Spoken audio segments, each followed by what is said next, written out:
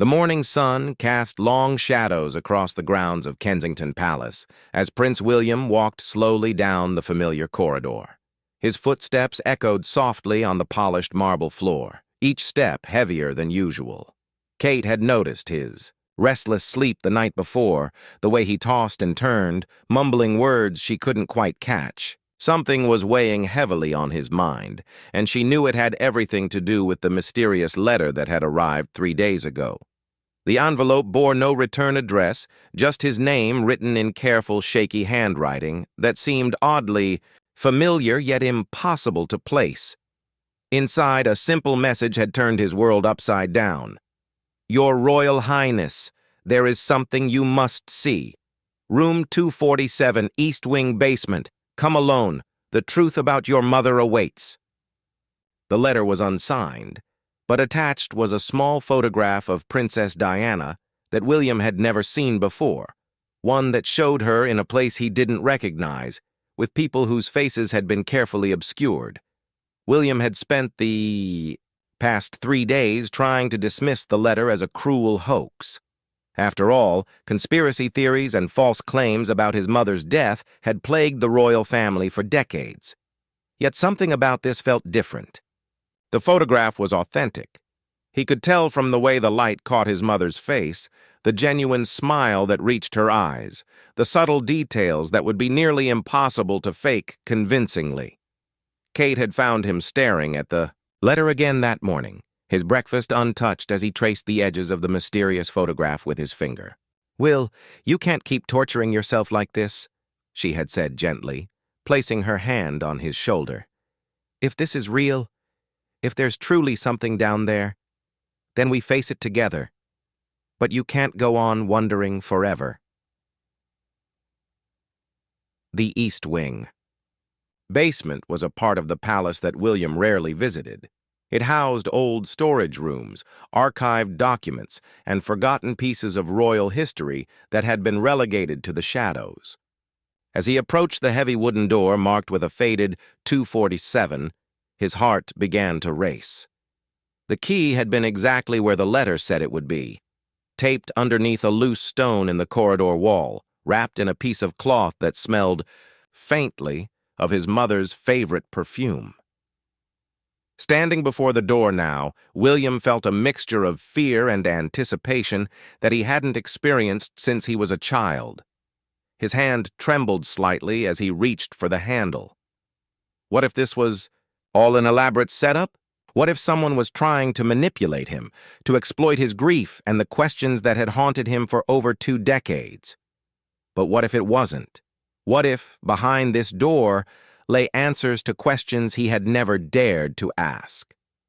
The corridor. Around him was silent except for the soft hum of the palace's heating system. William thought of Kate, waiting for him upstairs, probably pacing the length of their private sitting room as she always did when she was worried. He thought of his children, George, Charlotte, and Louis, who deserved to know the complete truth about their grandmother. He thought of Harry, estranged and living across the ocean, carrying his own burden of unanswered questions about their mother's final days. Taking a deep breath, William slowly turned the handle and felt the door give, way under gentle pressure. The room beyond was shrouded in darkness, but a shaft of light from the corridor illuminated what appeared to be a small antechamber. As his eyes adjusted, he could make out shapes, boxes, furniture covered in white sheets, and along one wall, what looked like a series of filing cabinets. But it was the scent that hit him first and nearly brought him to his knees. It was unmistakably his mother's perfume, but stronger and fresher than the faint trace on the cloth. It was as if she had been in this room recently, as if she had just walked through moments before his arrival. William's rational mind tried to process this impossibility, but his heart was already racing with a hope he didn't dare acknowledge. As he stepped fully into the room and reached for the light switch, William's breath caught in his throat. There, on a small table in the center of the room, was a white envelope with his name written in the same careful handwriting as the letter that had brought him here. Next to it sat a single red rose, fresh, as if it had been cut from a garden that very morning. The silence in the room was so complete that William could hear his own heartbeat. He approached the table slowly, his mind struggling to make sense of what he was seeing. This wasn't possible. None of this was possible. Yet here he stood, in a room that shouldn't exist, holding clues to a mystery that had shaped his entire adult life. With shaking hands, he picked up the second letter and carefully opened it. Inside, written in the same familiar yet impossible handwriting, were words that would change everything he thought he knew about his mother's final days. My dearest William, if you are reading this, then you have found what I hoped you would find when the time was right.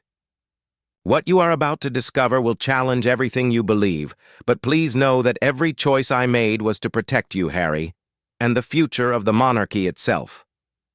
William sank into a nearby chair, the letter clutched in his hands, as the full weight of possibility settled over him. His mother's death, the circumstances he had spent years trying to accept and move beyond, might not have been what the world believed. And somewhere in this forgotten room, in boxes that had waited in darkness for over 25 years, lay the evidence that would either destroy his family's legacy forever or reveal a truth so profound that it would reshape the very foundation of the British royal family. William's hands shook as he continued reading his mother's letter. The words seemed to dance before his eyes, each sentence more impossible than the last. The car accident in Paris was meant to be my final exit from public life, not from life itself. I had discovered something about the establishment, about forces within the government and the royal household that would have destroyed the monarchy from within. They gave me a choice: disappear quietly or risk everything you and Harry would inherit. The letter explained how Diana had been approached by a secret group within MI5 months before her death. They had evidence of corruption, reaching the highest levels of government, involving foreign influence and financial arrangements that could topple the British government. Diana's investigation into landmines had inadvertently led her into discovering an international arms-dealing network that involved people she trusted, people who moved in royal circles. I chose to stage my own death to protect the crown and my children, the letter continued. Mohammed Al-Fayed was part of the plan, though he never knew the complete truth. The driver, Henri Paul, was working for us. The crash was real, but I was not in the car when it happened. While the world mourned Princess Diana, I began a new life under a different identity, watching from afar as my boys grew into the men I always knew they would become. William dropped the letter and stood up abruptly, his chair scraping against the stone floor. This couldn't be real. His mother, alive all these years while he grieved, while Harry spiraled into depression and rebellion, while the entire world mourned the people's princess. The implications were staggering, not just personally, but for the monarchy itself. He walked to the filing cabinets along the wall and found them unlocked.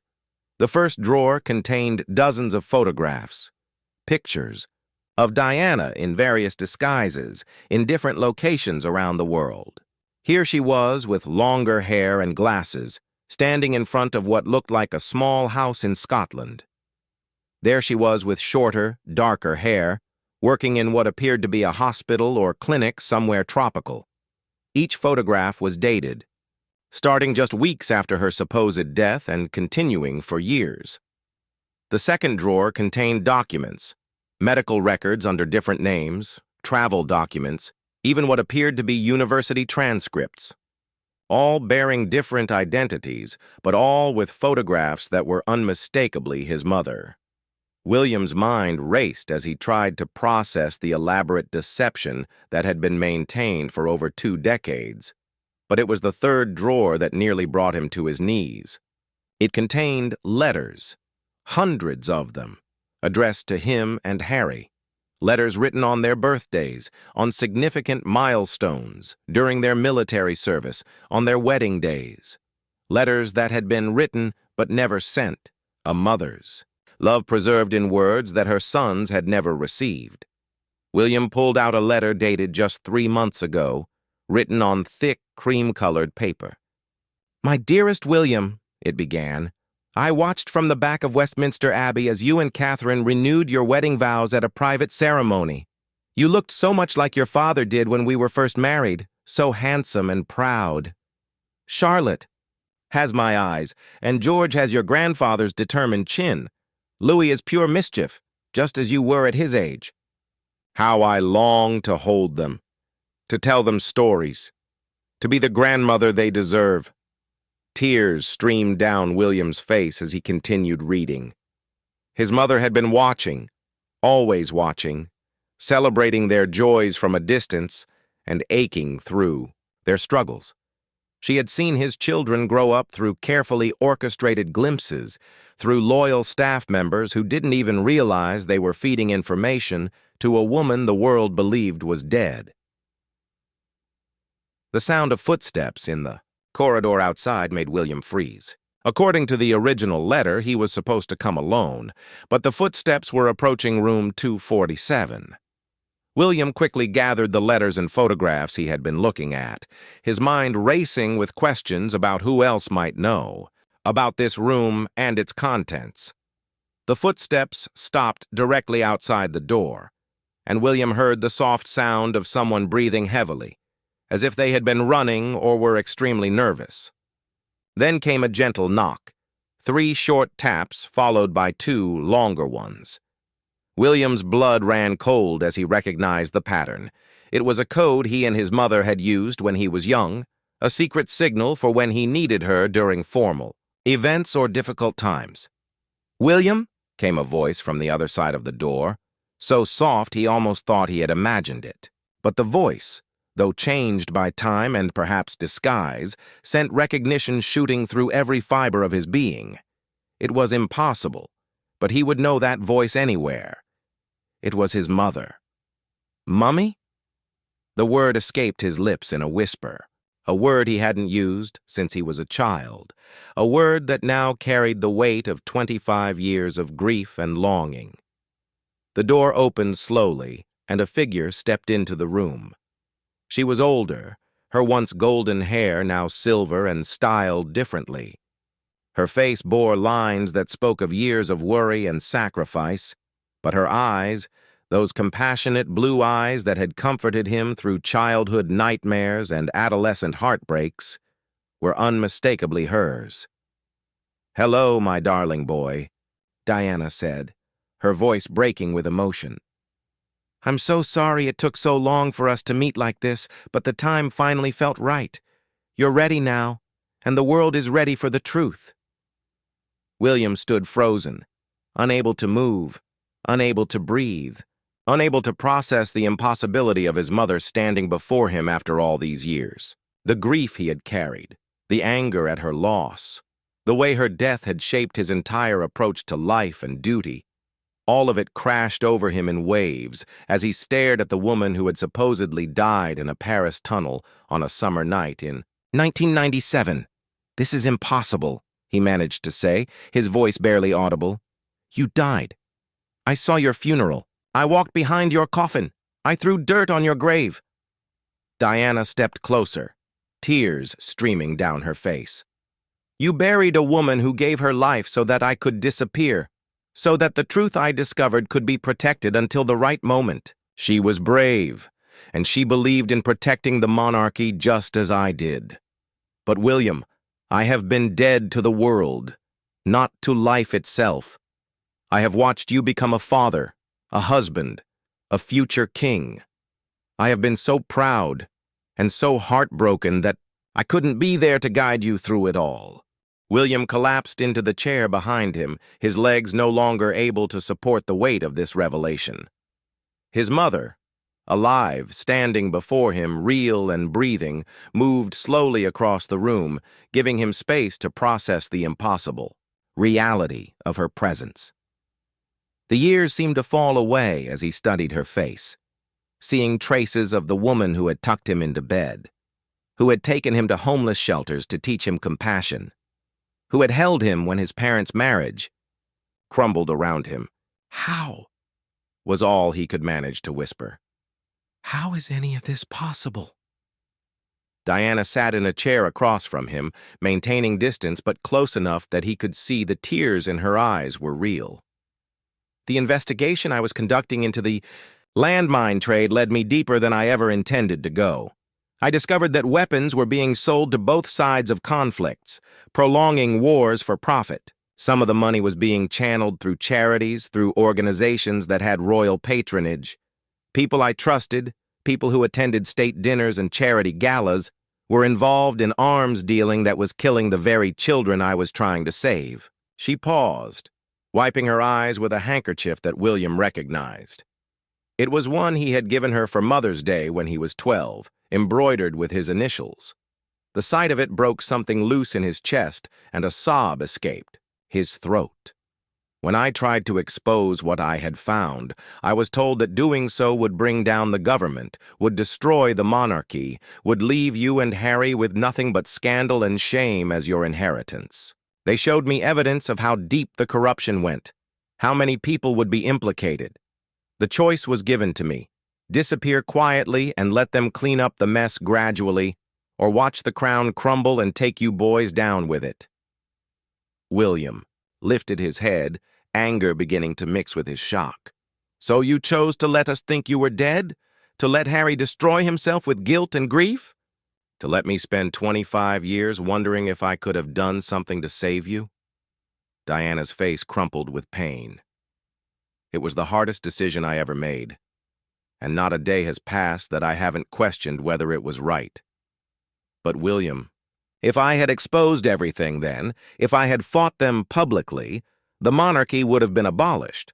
Parliament would have had no choice. You and Harry would have grown up as ordinary citizens, stripped of your titles, your purpose, your ability to serve the Commonwealth. She reached into her purse and pulled out a thick folder. Everything is in here. The evidence I gathered, the names of those involved, the financial trails that led to weapons in the hands of terrorists and warlords. Most of these people are dead now, or in prison for other crimes. The networks have been dismantled slowly, quietly over the past 2 decades. The danger is finally gone. William took the folder with trembling hands, but didn't open it immediately. Instead, he looked at his mother, really looked at her, and saw the toll these years had taken. Despite her composure, he could see the weight of isolation, of watching her children's lives from the shadows, of carrying this enormous secret alone. "Harry," William said suddenly. "Does Harry know? Have you seen him?" Fresh tears spilled down Diana's cheeks. "Harry has always been more intuitive than you gave him credit for. He sensed something wasn't right about my death from the beginning, but he couldn't put his finger on what. His rebellion, his acting out, his struggles.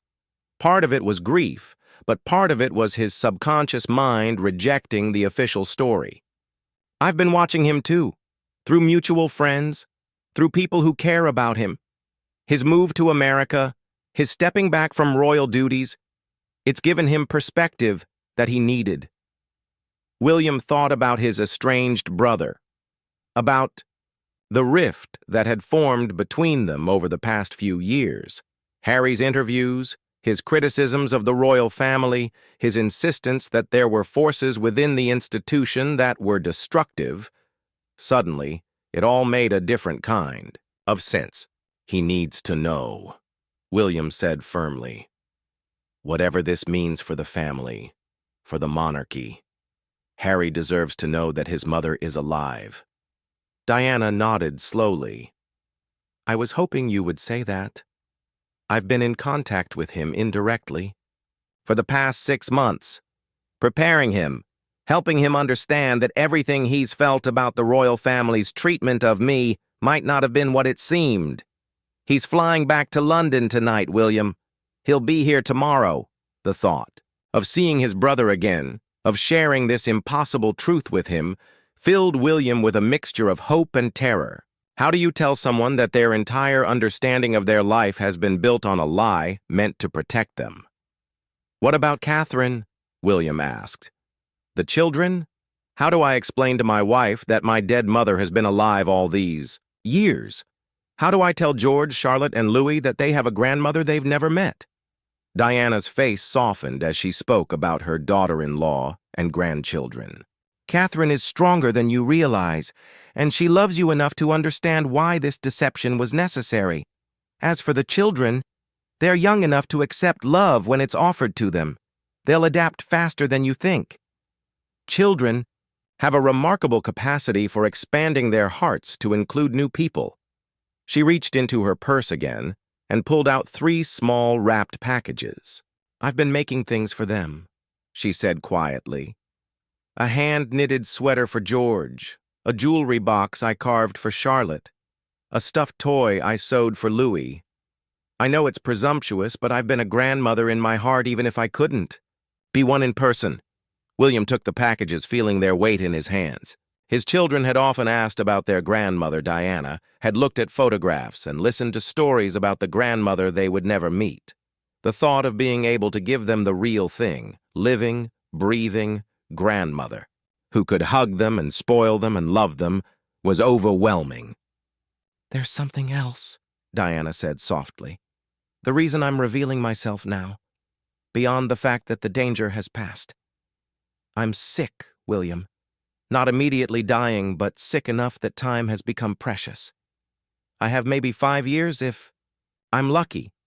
I couldn't bear the thought of dying again, really dying this time, without holding my grandchildren at least once, without telling you and Harry how proud I am of the men you've become. The words hit William like a physical blow. To discover his mother was alive only to learn that he might lose her again, this time for real, seemed impossibly cruel. But as he looked at her face, he saw not despair, but determination. She had made her choice to return to their lives not from weakness, but from a strength he was only beginning to understand. The revelation of his mother's illness hit William harder than everything else combined. After processing the impossible fact of her survival, the elaborate deception, the years of separation, now he had to face the reality that their reunion came with a deadline. He stood up abruptly and began pacing the small room, his mind struggling to organize the cascade of emotions overwhelming him. "How long have you known?" he asked, his voice tight with barely controlled emotion. "About the illness?" Diana watched her son's restless movement with the patient understanding of a mother who had observed him through childhood tantrums and adolescent outbursts. 2 years now. It's what finally gave me the courage to plan this reunion. The treatment I'm receiving will give us quality time together. Time for me to really know my grandchildren, and for them to know me. Time for healing between you and Harry. Time for me to help prepare you for the kind of king you're meant to be. William stopped pacing and turned to face her directly. And if the public finds out, if this comes to light, the scandal will be unprecedented. People will question everything about the monarchy, about the government's involvement in covering this up. There will be calls for abdication, for the complete dissolution of the royal family. Diana nodded slowly, acknowledging the gravity of what William was saying. That's why this must be handled very carefully. The public doesn't need to know everything immediately, or perhaps ever. What matters now is family healing. What matters is that you and Harry have your mother back for whatever time we have left, and that my grandchildren get to experience being loved by another generation. She pulled out her phone, a simple device that looked nothing like the sophisticated technology the royal family typically used. I've been living under the name Eleanor Whitmore for the past 15 years. I have a small cottage in the Cotswolds, about an hour from here. I work as a grief counselor at a local hospice, helping people process loss and find meaning in their final days. The irony isn't lost on me. The woman the world believes is dead has spent her second life helping others cope with death. The image of his mother, alone in a cottage, caring for dying strangers while watching her own son struggle with grief from afar, nearly broke William's composure completely. "You've been an hour away," he said, his voice cracking. "All these years you've been close enough to reach out, to let us know somehow." "I came close so many times," Diana admitted, tears flowing freely now. When you graduated from university, I was in the crowd. When you married Catherine, I watched from a rooftop across the street through binoculars. When George was born, I stood outside the hospital for hours just hoping to catch a glimpse of him. Every milestone, every important moment, I found a way to be present even though I couldn't be acknowledged. William sank back into his chair, overwhelmed by the thought of his mother's solitary vigil over their lives. The staff who helped you, who else knows? Very few people, and most of them are gone now. A handful of MI5 agents who were involved. In the original operation, all retired or dead. A doctor who helped with the identity change passed away 3 years ago. A former lady-in-waiting who helped me adjust to my new life. But she's moved to Australia and has no contact with the royal household. The circle of knowledge has always been kept deliberately small. Diana reached across the space between them and gently took William's hand.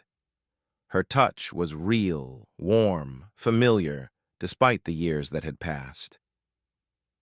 William, I need you to understand something crucial. This secret dies with our family. It's not about protecting the institution anymore. It's about protecting the people we love. If this becomes public knowledge, Catherine will face scrutiny unlike anything she's experienced. Your children will grow up under a cloud of conspiracy, theories, and suspicion. Harry and Meghan will be drawn back into a media circus they've worked hard to escape. William gripped her hand tightly, feeling the calluses from years of manual work, the slight tremor that spoke of her illness. Then, how do we do this? How do we bring you back into our lives without destroying everything we've built? Diana smiled for the first time since entering the room, and William saw a flash of the strategic thinking that had made her such an effective advocate for her causes. Slowly, carefully, Eleanor Whitmore could become a friend of the family. A grief counselor who helps the royal household process trauma. God knows there's been enough of it over the years. Someone who could occasionally visit, who could spend time with the children, who could offer wisdom and support without anyone questioning her presence. The plan was both simple and brilliant. The royal family often worked with specialists and advisors who became trusted confidants.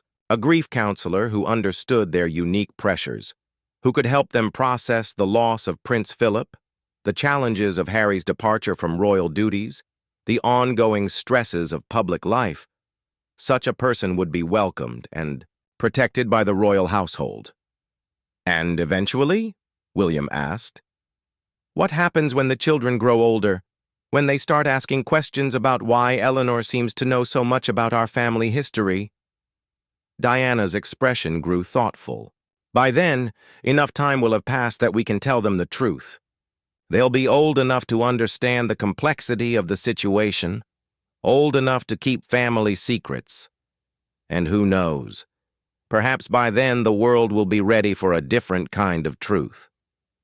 William thought about his children, about how they would react to suddenly having a living grandmother.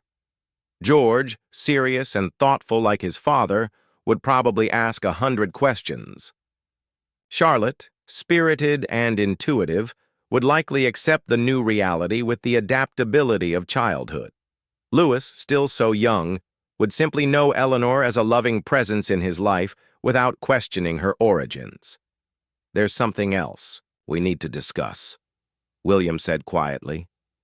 Harry's anger toward the family, his public statements about how the institution failed to protect you. Some of what he's said has been quite damaging. When he learns the truth, when he understands that the family was protecting a secret rather than covering up negligence. Diana nodded soberly. Harry's anger has been misdirected, but it's been real. He's felt abandoned not just by me, but by the institution he thought should have saved me. Learning that his criticism was based on incomplete information will be difficult for him. He'll need time to process, to forgive himself for some of the things he said publicly. She paused, looking out the small window of the room toward the gardens where she used to play with her young sons. But Harry has always had a generous heart. Once he understands why the deception was necessary, once he sees that every choice was made to protect him and you, he'll come around. He'll throw himself into making up for lost time, just as you will." William stood up and walked to the window, looking out at the familiar grounds where his mother had once lived openly, where she had been photographed with her sons, where the world had watched their family's joys and sorrows play out in public. Soon, she would walk these grounds again, but in secret, hidden in plain sight as Eleanor Whitmore, grief counselor to the royal family. "When do we tell Catherine?" he asked, turning back to his mother. Diana checked her watch. A simple piece. That was nothing like the expensive jewelry she had once worn as Princess of Wales. "She's waiting for you upstairs, isn't she? Probably wondering where you've disappeared to, concerned about your state of mind after finding that letter. I think—" "Tonight, William. I think we tell her tonight." William found Catherine exactly where he had expected, pacing their private sitting room, her phone in her hand as if she had been debating whether to call him. When she saw his face, pale and streaked with tears, she dropped her phone immediately and rushed to his side. "Will, what happened? You look like you've seen a ghost," she said, taking his hands in hers and studying his expression with the concern of someone who knew him better than anyone else in the world. William almost laughed at her choice of words, but the sound that came out was more of a sob. "Kate, I need you to sit down. What I'm about to tell you is going to change everything we thought we knew about my family, about my mother's death, about the past 25 years of our lives." Catherine's face grew serious as she guided him to the sofa, sitting close enough to maintain physical contact while giving him space to speak. She had learned over their years together that William sometimes struggled to find words for the deepest emotions, that patience and presence were often more helpful than questions. "My mother is alive, Kate. Princess Diana didn't die in Paris. She's been living under another identity, and I just spent the last 2 hours with her in the basement of our own home." Catherine's first instinct was to comfort what she assumed was some kind of breakdown.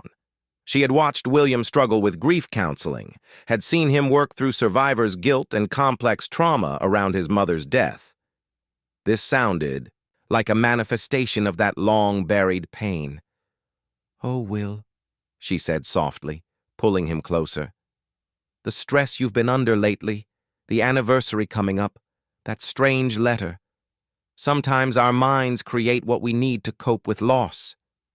William gently pulled away and reached into his jacket pocket, withdrawing the photograph that had started it all, along with several of the letters he had found in the filing cabinet. "Kate, look at these. Really look at them. The dates. The details. The things only she would know about our lives, about our children." Catherine took the documents with shaking hands, her expression shifting from concern for her husband's mental state to confusion as she examined the evidence. The photographs were clearly authentic, showing Diana in various locations and disguises over the years since her supposed death. But it was the letters that convinced her, intimate details about William's private struggles, observations about their children that only someone who had been watching them closely could know. "This isn't possible," Catherine whispered, but her voice lacked the certainty it had held moments before. "Will, if this is real, if she's really alive, then why? Why let the world think she was dead? Why let her sons grieve and suffer?" William explained everything his mother had told him. The arms-dealing investigation, the threats to the monarchy, the choice between public exposure and staged death. Catherine listened in stunned silence, occasionally asking for clarification, but mostly just absorbing the magnitude of what she was hearing. "She wants to meet you," William said finally. "Tonight. She's waiting in the garden cottage, the one we never use. She's been planning this reunion for months, waiting for the right moment, when the danger had finally passed." Catherine stood up and walked to the window, looking out at the gardens where their children played, where they had hosted state dinners and charity events, where she had learned to navigate the complex world of royal life. The thought that Diana had been watching from the shadows all these years was both comforting and deeply unsettling. "The children," Catherine said suddenly. "Will, how do we protect them from this? If it becomes public, if people find out we've been part of keeping this secret, the scrutiny will be unbearable. George is already starting to understand media attention, and Charlotte is so sensitive to tension in the family." William joined her at the window, wrapping his arms around her. From behind, "She's thought of that. She's created an identity, Eleanor Whitmore, a grief counselor. She would slowly become part of our lives as a family friend and advisor. The children would know her as someone who helps people, someone who cares about our family. Eventually, when they're older, we could tell them the truth." Catherine leaned back against her husband, drawing strength from his presence as she tried to process the implications. "And Harry? Have you told him?" "He's flying in tomorrow. Mother says she's been preparing him gradually, helping him understand that his feelings about the royal family might have been based on incomplete information. The reunion with him will be even more complicated than ours." They stood in silence for several minutes, watching the sun set over the gardens where William had played as a child, where his mother had taught him about compassion and duty, where she had tried to give him as normal a childhood as possible. "Within the constraints of royal life, I need to see her," Catherine said finally. "If Diana is really alive, if she's really been watching over our family all these years, then I need to look her in the eye and understand why she made the choices she made. Our children deserve to know their grandmother, but they also deserve to grow up in a family built on truth and trust." William felt a surge of love for his wife, for her ability to cut through the emotional complexity and focus on what mattered most: their family's well-being. "She's nervous about meeting you," he admitted. "She knows that you've had to live in her shadow, that you've been compared to her constantly by the media and the public. She's worried that you'll resent her for the position her choices put you in." Catherine turned in his arms, looking up at his face with the steady gaze that had first attracted him to her. "Will, I've never resented your mother. I've been honored to carry on some of her work, to try to live up to the standards she set for royal service. But I've also had to forge my own path, to be the kind of royal consort that fits our times and our challenges. If she's alive, if she can be part of our children's lives, then we'll figure out how to make it work." As they prepared to walk to the garden cottage, William felt a mixture of anticipation and fear unlike anything he had experienced since his wedding day. In a few minutes, his wife would meet his supposedly dead mother. Two women who had shaped his life in profound ways would finally come face to face, and his family would begin the delicate process of incorporating a secret that could change the monarchy forever. The walk through the gardens felt surreal, as if he were moving through a dream that might shatter at any moment. Catherine walked beside him silently, her hand in his, her presence grounding him in the reality of what they were about to do. Above them, the first stars were appearing in the darkening sky, the same stars that had watched over his mother's funeral, over his wedding, over the births of his children. As they approached the cottage, William saw a soft light glowing in the windows and smoke rising from the chimney. His mother was inside, waiting to meet the woman who had taken her place in public life, the woman who was raising the grandchildren she had only been able to love from afar. In a few moments, 3 generations of the royal family would be united, in a way that had seemed impossible just hours before, and the real work of healing 25 years of separation could finally begin. The cottage door opened before William could knock, as if Diana had been watching for their approach. She stood silhouetted in the warm light from inside, and for a moment Catherine felt as if she were looking at a living photograph from the history books. Despite the silver hair and the lines that spoke of years lived in secrecy, Diana's presence was unmistakable. "Catherine," Diana said softly, her voice filled with emotion, "I've watched you from afar for so long, admired your grace and strength, your devotion to William and the children. Thank you for loving my son the way he deserves to be loved." Catherine felt tears spring to her eyes at the simple sincerity of the words. She had spent years wondering what Diana would think of her, whether she would approve of the woman who had married her son and taken on her royal duties. To hear acceptance and gratitude instead of judgment was overwhelming. "Your Royal Highness," Catherine began, but Diana shook her head gently. "Just Diana, please, or Eleanor if that feels more comfortable. Titles seem rather meaningless when we're talking about family." Diana stepped back, inviting them into the cottage that William realized must have been prepared for this meeting months in advance.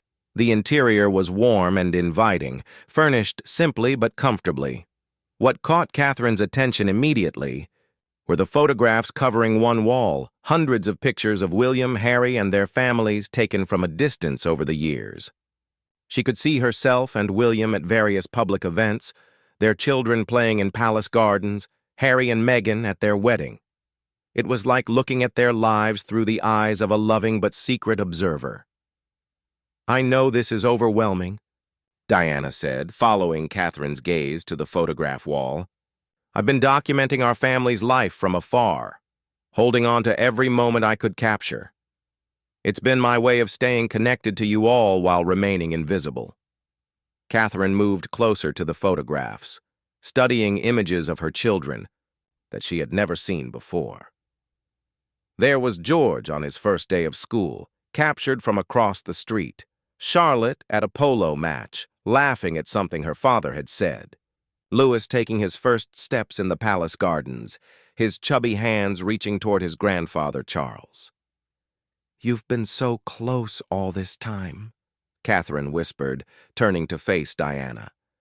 "While we were grieving your loss, while William was struggling with your absence, you were watching us live our lives." Diana's composure cracked slightly, and fresh tears appeared in her eyes. "It has been the most difficult thing I've ever done, Catherine. There were so many moments when I wanted to break cover, to comfort William when he was struggling, to hold Harry when he was hurting, to celebrate with you during the happy times, but the secret had to be maintained until it was safe for everyone." William, who had been quietly observing the interaction between the two most important women in his life, stepped forward. "Kate, there's something else. Show her the gifts, Mum." Diana moved to a cabinet and carefully withdrew 3 wrapped packages, the ones William had seen earlier, plus several others. "I've been making things for the children, hoping that someday I would have the chance to give these to them myself. I know it's presumptuous, but being a grandmother, even in secret, has kept me connected to hope during the darkest times." Catherine accepted the packages with trembling hands, feeling the love and care that had gone into creating each one. "They ask about you constantly," she said to Diana. "We have photographs of you in their rooms. We tell them stories about their grandmother who loved them even though she couldn't be with them. They've been grieving someone they never met, but somehow they've always felt your love." "I'd like to change that," Diana said quietly. "If you'll let me, I'd like to be part of their lives. Not as Princess Diana returning from the dead, but as Eleanor Whitmore, a friend of the family who cares about them deeply. Someone who can love them and guide them without the pressure of public scrutiny." Catherine looked at William, seeing in his eyes the same mixture of hope and fear that she felt in her own heart. The practical part of her mind was already working through the implications: security considerations, the need for absolute discretion, the emotional impact on the children of suddenly having a new grandmother figure in their lives. "What about Harry?" Catherine asked. "When he arrives tomorrow, how do we handle his reaction? He's been so angry for so long, and learning that his anger was misdirected will be difficult for him to process." Diana's expression grew sad. "Harry will need time and patience. He'll feel betrayed initially, not just by the deception, but by his own public statements about the royal family. He'll need to forgive himself for the pain his words have caused, and we'll need to help him understand that his feelings were valid even if they were based on incomplete information. The conversation was interrupted by the sound of Catherine's phone buzzing with a text message. She glanced at it and then looked up with concern. "It's from the nanny. George woke up from a nightmare and he's asking for us. He says he dreamed about a lady who looked like the pictures of his grandmother." Diana's breath caught, and she exchanged meaningful looks with William. "Children are more intuitive than we give them credit for," she said softly. Perhaps George sensed that something important was happening tonight. Catherine made a decision. That surprised even herself. "Would you like to come back to the main house with us? Not to meet the children tonight. They're too young to process all of this right now. But to be nearby while we comfort George. Sometimes being close to family, even if they don't know you're there, can provide its own kind of healing." Diana looked stunned by the invitation. For 25 years, she had been excluded from the intimate moments of her family's life. To be invited back into the palace, even secretly, was more than she had dared to hope for. "Are you sure?" Diana asked, looking between William and Catherine.